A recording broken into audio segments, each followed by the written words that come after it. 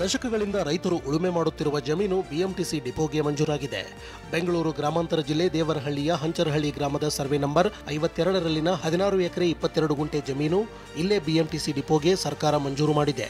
ಇದರಿಂದ ಇದೇ ಜಮೀನಿನಲ್ಲಿ ಉಳುಮೆ ಮಾಡಿಕೊಂಡು ಜೀವನ ಸಾಗಿಸುತ್ತಿದ್ದ 80 ಕುಟುಂಬಗಳು ಕಂಗಾಲಾಗಿವೆ. ಸರ್ಕಾರದ ವಿರುದ್ಧ ಆಕ್ರೋಶ ಹೊರಹಾಕಿದ್ದಾರೆ.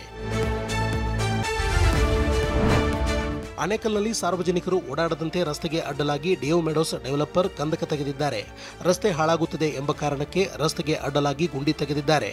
ನೊಸೆನೂರು ಸಮೀಪದ ಅಕ್ಷಯ್ ಕ್ವೈಂಟ್ ಲ್ಯಾಂಡ್ ಬಡಾವಣೆಯಲ್ಲಿ ಈ ಘಟನೆ ನಡೆದಿದೆ. ಶಾಲೆಗಳಲ್ಲಿ ತ್ರಿಭಾಷಾ ಸೂತ್ರಕ್ಕೆ ಪೋಷಕರಿಂದಲೂ ವಿರೋಧ ವ್ಯಕ್ತವಾಗಿದೆ. ಈ ಬಗ್ಗೆ ಪೋಷಕರ ಸಮನ್ವಯ ಸಮಿತಿ ಸರ್ಕಾರಕ್ಕೆ ಪತ್ರ ಬರೆದಿದ್ದು ಹಿಂದಿ ಕಡ್ಡಾಯಕ್ಕೆ ಬ್ರೇಕ್ ಹಾಕುವಂತೆ ಮನವಿ ಮಾಡಿದೆ. 3ನೇ ಭಾಷೆಯ ಆಯ್ಕೆಯನ್ನ ವಿದ್ಯಾರ್ಥಿ ಮತ್ತು ಪೋಷಕರಿಗೆ ಬಿಡಬೇಕು ಅಂತ ಒತ್ತಾಯಿಸಿ ಸರ್ಕಾರಕ್ಕೆ ಪತ್ರ ಬರೆದಿದೆ. ಹಿಂದಿಗೆ ಪರ್ಯಾಯವಾಗಿ ಕಂಪ್ಯೂಟರ್ ಲರ್ನಿಂಗ್, ಎಐ ತಂತ್ರಜ್ಞಾನದ ಭಾಷೆಗಳ ಕೌಶಲ್ಯ ಪರಿಚಯಿಸುವಂತೆ ಪತ್ರ ಬರೆದು ಸರ್ಕಾರಕ್ಕೆ ಒತ್ತಾಯಿಸಿದೆ.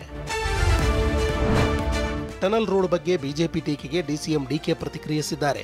ಈ ಯೋಜನೆ ಕುರಿತು ಟೀಕಿಸೋರಿಗೆ ಈಗ ಉತ್ತರ ಕೊಡಲ್ಲ, ಆಮೇಲೆ ಉತ್ತರ ಕೊಡುತ್ತೇನೆ ಎಂದಿರುವ ಡಿಕೆ, ಬೇರೆ ರಾಜ್ಯದ ಟನಲ್ ಬೇರೆ, ಇದು ಸಿಟಿ ಒಳಗೆ ಆಗ್ತಿರೋ ಟನಲ್ ಅಂತ ಟನಲ್ ರೋಡ್ ಪ್ರಾಜೆಕ್ಟ್ ಸಮರ್ಥಿಸಿಕೊಂಡಿದ್ದಾರೆ.